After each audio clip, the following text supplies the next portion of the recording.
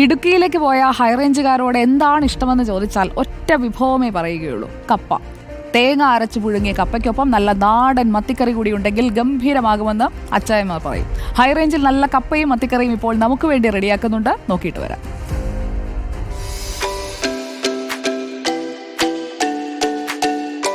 അപ്പം ഹൈറേഞ്ചിൻ്റെ മറ്റൊരു ഇഷ്ട വിഭവമാണ് കപ്പപ്പുഴുക്കും മത്തിക്കറിയും. നമുക്കിന്ന് നല്ല ചെറിയ നാടൻ മത്തി കിട്ടിയിട്ടുണ്ട്. അപ്പോൾ ഇന്ന് മത്തിക്കറിയും കപ്പപ്പുഴുക്കുമാണ്.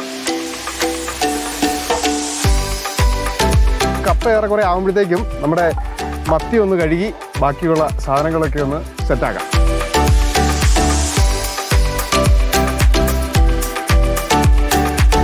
മീൻകറിക്കുള്ള ചട്ടിക്കകത്ത് എണ്ണയൊക്കെ ഇങ്ങനെ ചൂടായി നിൽക്കുകയാണ്. അപ്പോൾ ഈ അങ്ങ് തുടങ്ങാം.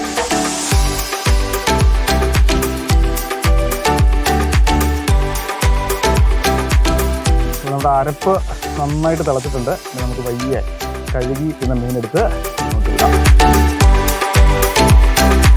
കപ്പ നല്ല ഗംഭീരമായിട്ട് വെന്തിട്ടുണ്ട്. ഇതിനെ ഊറ്റിയെടുത്ത് അരപ്പിടുക എന്നുള്ള ദൗത്യമാണ് ഇനി നമുക്കുള്ളത്. ഇവിടെ അരയ്ക്കാൻ സൗകര്യമില്ലാത്തതുകൊണ്ട് തേങ്ങയും ചുവന്നുള്ളിയും ജീരകവും ഒക്കെ ചേർത്ത് പച്ചമുളകൊക്കെ ചേർത്ത് അരച്ച് മഞ്ഞപ്പൊടിയൊക്കെ ചേർത്ത് കൊണ്ടുവന്നേക്കാണ്.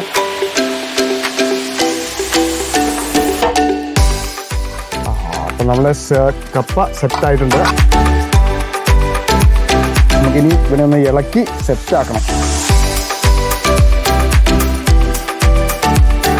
ഇപ്പോൾ നമ്മുടെ മത്തിക്കറി ഏറെക്കുറെ വാങ്ങാറായിട്ടുണ്ട്. പുളിയൊക്കെ ഉണ്ടാവും.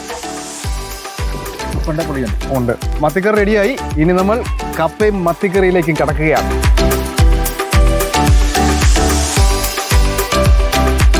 പണ്ടുകാലത്ത് ഹൈറേഞ്ചിൽ ഇങ്ങനെയായിരുന്നു. ഈ കപ്പയും മീൻകറിയൊക്കെ വേവിച്ചിട്ട് എല്ലാവരും ഇങ്ങനെ വാഴയിലേക്ക് വെട്ടിയിട്ട് വട്ടം കൂടിയിരുന്ന് കഴിക്കുന്നതായിരുന്നു. അന്നേരം നമ്മുടെ കപ്പയും മീൻകറി എങ്ങനെയുണ്ട് നോക്കണ്ടേ? എരിവും പുളിയൊക്കെ ഉണ്ടോ? അടിപൊളി, സൂപ്പർ. എരിവുണ്ട്, പുളിയുണ്ട്, എല്ലാം ഉണ്ട്. അടിപൊളി, സൂപ്പർ. കൊള്ളാം, നന്നായിട്ടുണ്ട്. ഉണ്ടല്ലേ? അടിപൊളി. ഹൈറേഞ്ചിന്റെ കപ്പയും മീൻകറിയും ഇവിടെ ഇങ്ങനെ കഴിച്ചു തീർത്തുകൊണ്ടിരിക്കുകയാണ്. മറ്റൊരു രുചിക്കൂട്ടുമായി ഞങ്ങൾ വീണ്ടും വരും. വീഡിയോ ജേർണലിസ്റ്റ് ജിതിൻ ജോസഫിനൊപ്പം reporter Sandeep Rajakkad. In reporter Idukki.